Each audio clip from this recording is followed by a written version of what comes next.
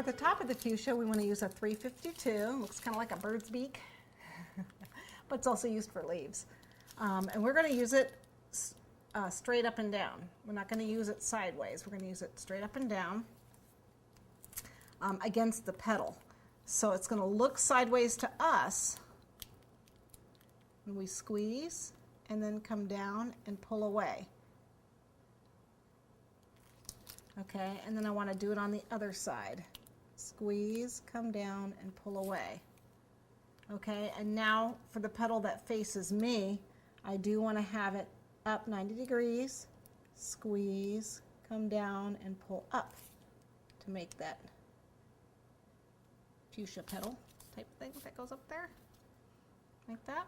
If you need to, a little cornstarch there, you can do it. Okay, so let me do the other one. Pull away, squeeze, come down, pull away, and then squeeze, and then pull up. Now I need the top of the fuchsia, which is just going to use a plain round tip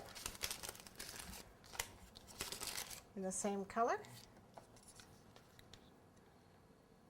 Where is mine? Right, well, I guess we're going to use, oh, here it is. It's a number 5. You have kind of like a long droppy stamen thing. So squeeze. You need to squeeze kind of hard so it builds up. Whoop, hold on to the squeeze. And then it comes up. Get it to bury the tip. Whoops. To hold on to the wax paper. Okay. And then if you have to smooth it out with your finger dipped in cornstarch. Okay, then we need to let those dry. The last flower we're going to do is a dogwood. Again, I'm going to use a tip 102. And it makes kind of a heart, it's got kind of like a heart-shaped petal. So, but there's only 4 of them, so I'm going to start in the center. I guess I want to do this on a nail. Let's do it on a nail, because it's going to be a lot easier on a nail, because we have to twirl it. So I got my number 7 nail. Okay, so we come out and we do that little heart thing and back in.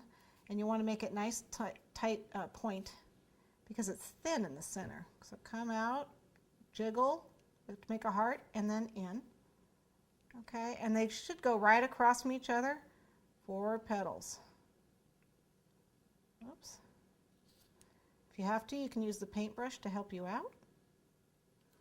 Just like so. Some cornstarch. Okay. And then what we need is some yellow stamens in the center. Normally we use a tip 1 in yellow. Okay, so just straight up and down, some stamens. Okay, and then we'll put it in this large former to dry on a curve.